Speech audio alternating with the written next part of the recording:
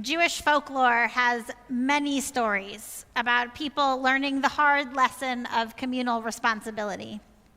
There's the classic story of the boat captain who teaches his passengers a lesson when he starts to drill a hole under his seat. And when his passengers protest, he informs them that they shouldn't care because it's only under his seat and not theirs. Lesson learned. There's another folktale about a goat whose horns reach so far up into the sky that they make beautiful music when they brush up against the stars. And slowly people start to cut off small pieces of these magical horns for their own use until one day the stars go silent. They got the point. And finally, there's a story of Chelm, where everyone is asked to donate wine to an enormous container in the middle of town so they can celebrate a wedding. And on the day of the wedding, only water comes out. Each person had contributed water, assuming that others would give wine, and their lack of a proper donation would go unnoticed. In all three stories, these seemingly small actions of a single person led to major consequences for a whole community. The lesson of communal responsibility is a little more complicated in this week's Torah portion. In the double portion of Matot-Masei, the Israelites are nearing the edge of the Promised Land and are starting to think about how they will conquer the land and apportion it amongst the tribes. Two of the tribes, Gad and Reuben, approach Moses with a request. They would like to be assigned land on this side of the Jordan rather than crossing the river into the Promised Land. They claim it will be better for their cattle. Moses erupts in anger, accusing them of turning against God and risking God imposing additional punishments on the entire people. The two tribes respond with a proposal. Let us build shelters for our flocks and towns for our children, and then we will be the first troops to go into battle to help capture the land for the remaining tribes. Moses capitulates, allowing the tribes to settle on the east side of the Jordan as long as they agree to go into battle. This conversation between Moses and the tribal leaders gives us a window into the challenges of defining the extent of communal responsibility. If we think of responsibility as a series of circles, we stand alone in the smallest circle. The next largest circle includes our nuclear family, the next circle, the extended family, then perhaps our local community, and so on, until the largest circle includes all of humanity. The difficult question to answer is, where does our responsibility stop? How large a circle should we feel obligated to protect? Rabbi Rachel Gervis points out that the tribes of Gad and Reuven may have been demonstrating communal responsibility from the very beginning.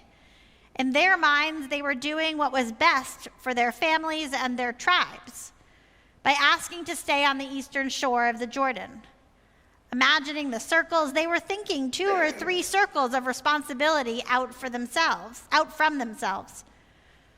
Moses, however, points out that they have a responsibility to the entirety of the people of Israel. And when they compromise, the 2 tribes satisfy their responsibility for their children and flocks before moving on to the larger responsibility of protecting the people of Israel. They take care of an inner circle before taking care of the larger circle. Moses pushed them to expand their circles of responsibility, which prompts us to question, what are our own circles of responsibility? Rabbi Hillel's famous teaching, I believe, captures just part of the dilemma. If I am not for myself, who will be for me? If I am only for myself, what am I? And if not now, when? This teaching captures the challenging balance of personal and communal responsibility. The idea that we have to care for ourselves in order to care for others. That caring for others gives us meaning, but neglecting ourselves can be dangerous. But Hillel's statements leave some questions unanswered. When are we only responsible for ourselves? When are we responsible for our family, for our community, our country, the world? And how do we even define community? Is it by geography or affiliation, religion or ethnicity? Judaism teaches the notion that all Jews are responsible for one another. But how far does that obligation extend? And when does that responsibility supersede other responsibilities? These are not easy questions, and they don't have simple answers. In fact, they don't have definitive answers at all. They have answers that change depending on our capacity to help, that change depending on how heavy the needs of our inner circles are, changes how we can affect the outer circles. They're answers that change depending on the values that we prioritize at different moments in our lives. As I read this week's Torah portions, these questions felt important to ask for me right now in the summer. During the summer, many of us are out of our normal routines. We may feel removed from communities that occupy our time during the rest of the year. We may go out of town and not pay close attention to both the local, national, or international news. In essence, we may feel like our circles of responsibilities have shrunk, that the summer has led us to focus more on ourselves.